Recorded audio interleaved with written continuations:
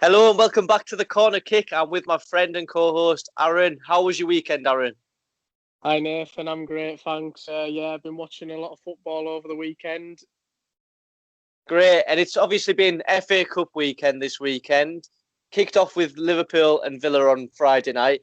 Villa's young team put in a great performance against Liverpool, although they did get beat 4-1. What did you think of the game? Well, obviously Villa had to play a lot of the youngsters because of the coronavirus scare, but yeah, it doesn't matter if it was the young players because I did actually watch it and they played absolutely out of this world the first half. Unfortunately, they got beat, but obviously it was good for me because it's my team. Yeah, you're right. It was yeah, a good effort off them. Yeah, I think they were really good. Obviously, Mane and Salah playing two of the best players in the world. They put a real good shift in against them. And Man United, Arsenal, Chelsea, Man City, all through to the next round as well. Spurs. So a lot of the favourites have gone through. There wasn't many upsets really, apart from Leeds. What did you think of Leeds? Getting beat 3-0 off Crawley. Well, I actually watched Leeds Crawley today, and honestly, it was an absolutely cracking game. 3-0 Crawley, and Crawley were the better team overall in the 90 minutes. Leeds just didn't look threatening any at all, and the Bielsa made all 5 substitutions within like the first 60 minutes of the game. So yeah, it was a class game, and Crawley deserved to win. Surely Bielsa should be coming under a bit of pressure. I mean, some of the results he's had lately, especially against Man United the other week, shipping about 7 goals, I think it was. If it was any other manager, if it was Ole Gunnar Solskjaer or Frank Lampard, for example, they would be getting slated. But everyone's saying, oh, Bielsa ball, it's fantastic. When does this become not just entertaining, but when does it become pressure rather than say, oh, he played well and lost? When do the results losing start to become serious, do you think? Well, you have to remember that Leeds were in the Championship last season and Bielsa had a cracking season with them. But it's one of them, really. His tactics, he's an attacking manager and he likes to play the counter-attack every attacking moment, really. But yeah, like you say, if it was a top-flight manager such as like Lampard or Klopp or Ole Gunnar Solskjaer, they would be getting slated a lot, but obviously you have to remember it's Bielsa's first season in the Premier League in the top flight, and in the FA Cup, I know they're a top flight team, but in the FA Cup anything can happen. Yeah, you've got a point. It's good to see an upset as well. And another upset that happened was West Brom going out on penalties to Blackpool. Big Sam's just taken over there.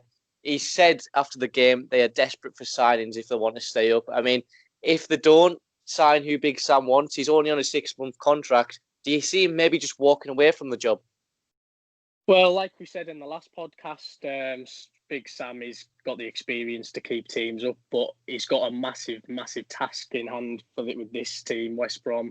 Yeah, I know it's January, he could be getting the signings he wants in, but if he doesn't, it could be a scary season for him. Yeah, he seemed frustrated in his interview the other night, and I think maybe he might just call it quits. I mean, his record of never being relegated could be intact here if they don't get some bodies in, because the team is not looking great, especially going out to Blackpool this weekend.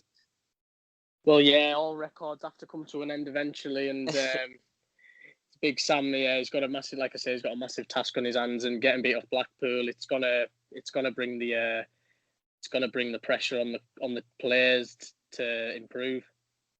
So Man United also went through with, it wasn't a great performance. McTominay captained the team and got the goal.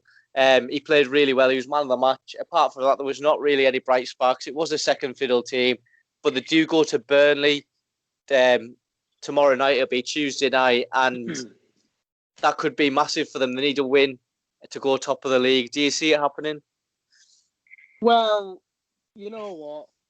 Man United are playing absolutely unbelievable at the minute. You can't fault them. Obviously, they've got the confidence back, and yeah, like I say, McTominay and players like that, they're starting to dwell into the team. And but Burnley, obviously, they're a defensive outclass team, and they can drive to score, win 1-0 and stuff like that.